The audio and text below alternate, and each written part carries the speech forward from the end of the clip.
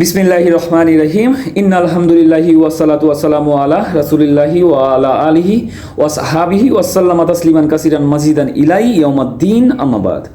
আসসালামু আলাইকুম ওয়া রাহমাতুল্লাহি ওয়া বারাকাতুহু। আল্লাহ তাআলা সূরা বাকারার 153 নম্বর আয়াতে বলেছেন, হে মুমিনগণ, ধৈর্য ও সালাতের মাধ্যমে সাহায্য চাও, নিশ্চয়ই আল্লাহ ধৈর্যশীলদের সাথে আছেন। আল্লাহ তাআলা সূরা বাকারার 153 নম্বর আয়াতে কিন্তু বলে দিচ্ছেন যে আল্লাহর কাছে সাহায্য কিভাবে চাইতে হবে। এখানে বলতেছেন তোমরা ধৈর্য ও সালাতের মাধ্যমে সাহায্য চাও, নিশ্চয়ই আল্লাহ ধৈর্যশীলদের সাথে আছেন। আচ্ছা, এই আয়াতটি তাফসীরে এইভাবে আসছে যে এখানে বলা হচ্ছে এই তাফসীরে,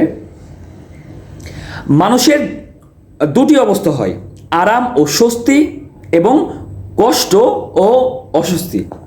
আরাম ও স্বস্তির সময় আল্লাহর কৃতজ্ঞতা জ্ঞাপন এবং কষ্ট ও অস্বস্তির সময় ধৈর্য ধারণ ও আল্লাহর নিকট সাহায্য কামনা করার তাকিদ করা হয়েছে। এখানে আল্লাহর কাছে সাহায্য কামনা করার তাকিদ করা হয়েছে যখন আপনি কষ্ট ও অস্বস্তির সময় পার করবেন তখন।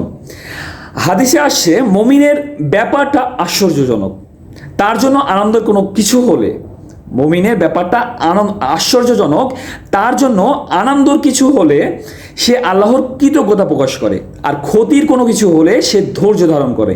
এই উভয় অবস্থা তার জন্য কল্যাণকর। সহিহ মুসলিম হাদিস নম্বর 29999। আচ্ছা, ধৈর্য দুই প্রকার। প্রথম হলো হারাম ও পাপ কাজ ত্যাগ করা ও তা থেকে দূরে থাকার ওপর, এবং লোভনীয় অবৈধ জিনিসপত্র বর্জন ও সাময়িক সুখ ত্যাগ করার ওপর ধৈর্য ধারণ করা। প্রথমত হলো কি বলতেছে যে হারাম ও পাপ কাজ ত্যাগ করা ও তা থেকে দূরে থাকার ওপর, ও লোভনীয় অবৈধ জিনিসপত্র বর্জন ও সাময়িক সুখ ত্যাগ করার উপরে ধৈর্য ধারণ করা। এক নম্বর গেল।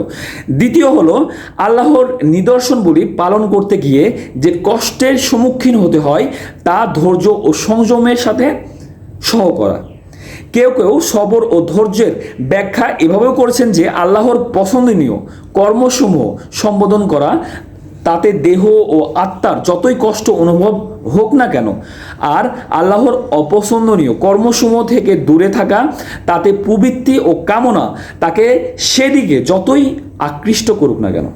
ইবনে কাসির। আল্লাহ তাআলা সবাইকে বোঝার মতো তৌফিক দান করুক। আল্লাহ তাআলা রাসূলের মাধ্যমে যা কিছু পাঠিয়েছেন তা গ্রহণ করা এবং তার উপরে আমল করার তৌফিক দান করুক, এবং সবাইকে 5 ওয়াক্ত নামাজ পড়ার দাওয়াত রইল। সবাই 5 ওয়াক্ত নামাজ পড়বেন এবং সবাইকে 5 ওয়াক্ত নামাজ পড়া যাতে আল্লাহ তৌফিক দান করেন। আমিন। আল্লাহ হাফেজ।